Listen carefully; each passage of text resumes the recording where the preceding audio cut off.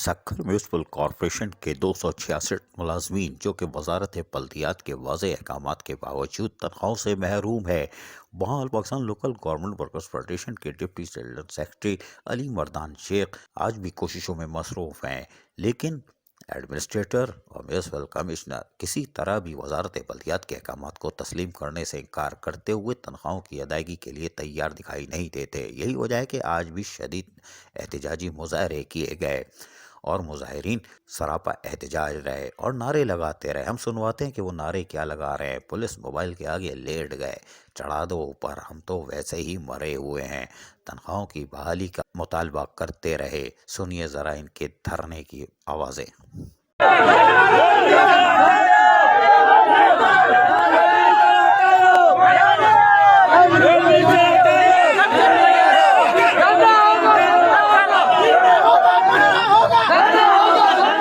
بعد ازاں all Pakistan local government workers federation کے deputy general secretary Sindh Ali Mardan Shaikh نے بھی مظاہرین سے خطاب کیا اور کہا کہ اب جو تنخواہیں نہیں دے گا اس کو جھاڑو لگے گی، اور جھاڑو بڑی ٹائٹ لگتی ہے اور ان کے پاس جھاڑو بھی اصلی والا ہوتا ہے، موٹا والا۔ اب کون کون تنخواہ روک رہا ہے ہمیں نہیں معلوم، جھاڑو تو پڑی۔ سنیے ذرا علی مردان شیخ کیا کہہ رہے ہیں۔ ہن گیٹ تے متا تجھے مگر میں کہا ہو جے اسان کلاس نے تو پھکا جتری نہ اسان جھاڑو تھی جو ہوں دس نہ جھاڑو جھاڑو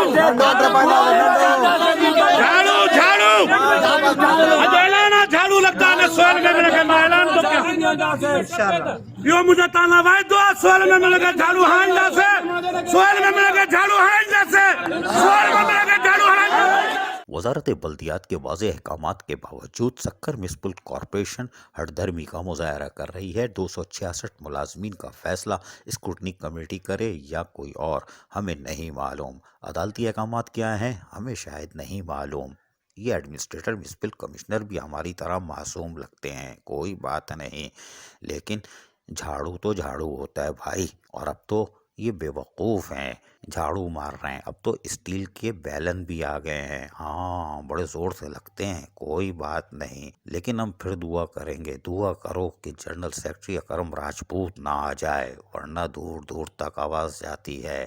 سو جاؤ ورنہ اکرم راجپوت آ رہا ہے حیدرآباد سے۔ عزیزہ عارف، KBS بلدیاتی نیوز، کراچی۔